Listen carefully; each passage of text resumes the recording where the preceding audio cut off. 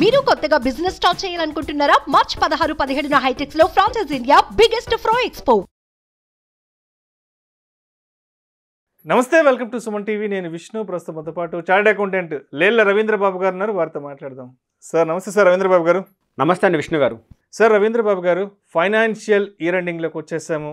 So మరి మార్చి 31 లోపల తప్పనిసరిగా కంప్లీట్ చేయవలసిన ఫైనాన్షియల్ యాక్టివిటీస్ ఏంటనే దాని గురించి మన ప్రేక్షకులకు తెలియచేయగలరు?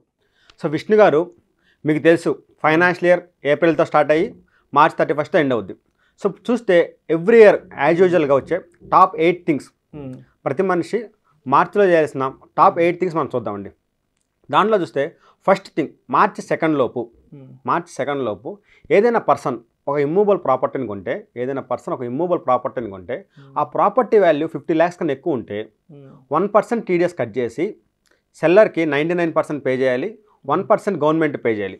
అయితే జనవరిలో ఎవరైతే ప్రాపర్టీ కొన్నారో ఆ జనవరి end of the day month 31st జనవరి నుంచి 30 days అంటే మీకు మార్చ్ 2 అవుద్ది. 31st జనవరి నుంచి 30 days అంటే మార్చ్ 2 అవుద్ది. సో మార్చి 2 లోపు వాళ్ళు టీడీఎస్ రిటర్న్స్ ఫైల్ చేయాలి అండర్ సెక్షన్ 194 IA. మార్చ్ 2 లోపు అండర్ సెక్షన్ 194 IA కింద TDS returns they need to file. Next అది ఫస్ట్ థింగ్. నెక్స్ట్ మార్చి 7 లోపు ఫిబ్రవరిలో జరిగిన పేమెంట్స్ యొక్క టీడీఎస్ని గవర్నమెంట్కి పే చేయాలి. ఎలాగంటే ఇప్పుడు మీరున్నారు, ఒక ఎక్స్ ఎంప్లాయీ ఉన్నాడు. ఎక్స్ అనే ఎంప్లాయీకి కంపెనీ శాలరీ ఇస్తూ ఉండిద్ది. సో ఫిబ్రవరి మంత్ శాలరీ ఇచ్చినప్పుడు ఎంతో కొంత ట్యాక్స్ కట్ చేసిద్ది కంపెనీ. ట్యాక్స్ కట్ చేసి బ్యాలెన్స్ అమౌంట్ మాత్రమే ఎంప్లాయీకి ఇచ్చింది. ఆ ట్యాక్స్ అమౌంట్ని కంపెనీ గవర్నమెంట్కి పంపించాలి. ఫలానా ఎక్స్ అనే పర్సన్ దగ్గర నుంచి నేను ట్యాక్స్ కట్ చేశాను, ఇగో మీకు ఇస్తున్నాను అని గవర్నమెంట్ పంపించాలి. ఆ పని మార్చి 7 లోపు చేయాలి. నెక్స్ట్ మార్చి 15 లోపు advance tax. So any person, ఏదైనా ఒక పర్సన్ యొక్క టోటల్ ఇన్కమ్ ట్యాక్స్ లైబిలిటీ 10,000 కన్నా ఎక్కువ ఉంటే వాళ్ళు అడ్వాన్స్ ట్యాక్స్ పే చేయాలి. సో మార్చ్ 15 అనేది 4th ఇన్స్టాల్మెంట్. ఇన్కమ్ ట్యాక్స్లో అడ్వాన్స్ ట్యాక్స్కి 4th ఇన్స్టాల్మెంట్కి డ్యూ డేట్. సో మార్చ్ 15 లోపు వాళ్ళు అడ్వాన్స్ ట్యాక్స్ పే చేయాలి. అయితే ఇక్కడ మనం గుర్తుంచుకోవాల్సిన విషయం ఏంటంటే శాలరీడ్ ఎంప్లాయీస్కి టీడీఎస్ కట్ అవుతుందో వాళ్ళు అడ్వాన్స్ ట్యాక్స్ పే చేయాల్సిన పని లేదు. ఎందుకంటే వాళ్ళకి ఆల్రెడీ శాలరీలో కట్ అవుతుంది కాబట్టి again they know need to pay any advance tax. Salaried employees కాకుండా నార్మల్ చిన్న బిజినెస్లు చేసేవాళ్ళు, బిజినెస్ మ్యాన్లు, కంపెనీలు, వీళ్ళకి ఎవరికైతే టీడీఎస్ ఉండదు కాబట్టి, అంటే వీళ్ళకి టీడీఎస్ కట్టైనా తక్కువ కట్ అయ్యేది కాబట్టి వాళ్ళు కంపల్సరీగా 4th ఇన్స్టాల్మెంట్ అడ్వాన్స్ ట్యాక్స్ మార్చి 15 లోపు కట్టాలి.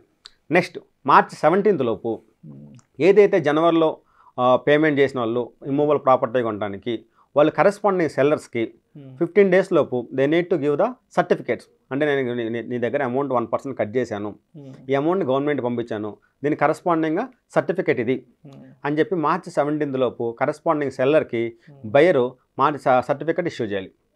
నెక్స్ట్ మార్చ్ 30th లోపు ఫిబ్రవరిలో ఎవరైనా ఏదైనా ఇమ్మూవబుల్ ప్రాపర్టీ కొన్నా దాన్ని కరెస్పాండింగ్ 1% టీడీఎస్ కట్ చేసి 50 lakhs కన్నా ఎక్కువ ఉంటే 1% టీడీఎస్ కట్ చేసి దాన్ని గవర్నమెంట్ రెమిట్ చేసి ఆ రిటర్న్ మార్చ్ 30th లోపు ఫైల్ చేయాలి. నెక్స్ట్ మీకు తెలుసు ఇన్కమ్ ట్యాక్స్లో old tax regime, new tax regime, 2 types of tax regimes ఉన్నాయి. సో 2 types ఆఫ్ ట్యాక్స్ రెజ్యూమ్లో మీరు ఓల్డ్ ట్యాక్స్ రెజ్యూమ్ అప్ చేసుకుంటే మీకు ఎల్ఐసి కింద కానీ, స్కూల్ ఫీజులు కానీ, ఇన్సూరెన్స్లు కానీ, ట్యాక్స్ సేవింగ్ ఎఫ్డీలు కానీ, సుకన్య సమృద్ధి స్కీమ్ కానీ, ఈ స్కీమ్స్ కింద మనకి 80Cలో డిడక్షన్ వచ్చింది. నెక్స్ట్ ఏమైనా మెడికల్ ఇన్సూరెన్స్ పే చేస్తే 80Dలో మనకి డిడక్షన్ వచ్చింది.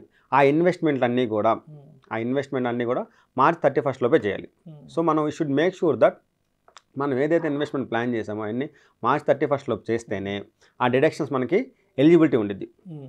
నెక్స్ట్ ఫైనాన్షియల్ ఇయర్ 2021 రిటర్న్ ఎవరైనా ఇప్పుడు ఫైల్ చేసుకోవాలనుకుంటే విత్ పెనాల్టీతో 139(80) అనే సెక్షన్ కింద we can file updated return.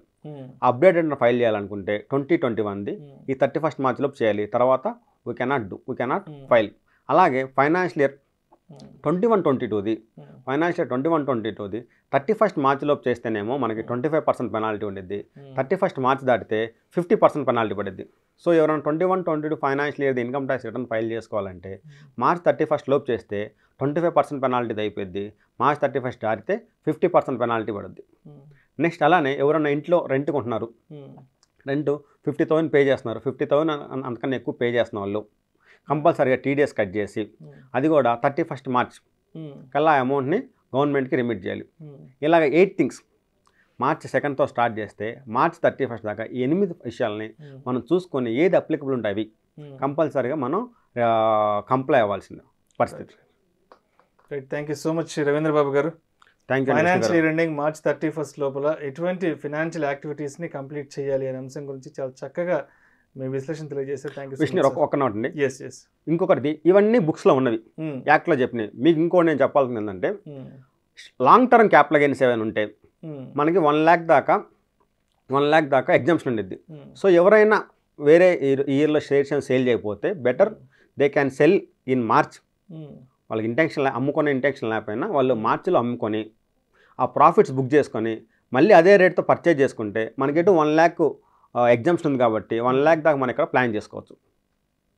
So దానివల్ల వాళ్ళకి 1 lakh మీద ట్యాక్స్ తగ్గిద్ది. Thank you so much sir. Thank you అండి.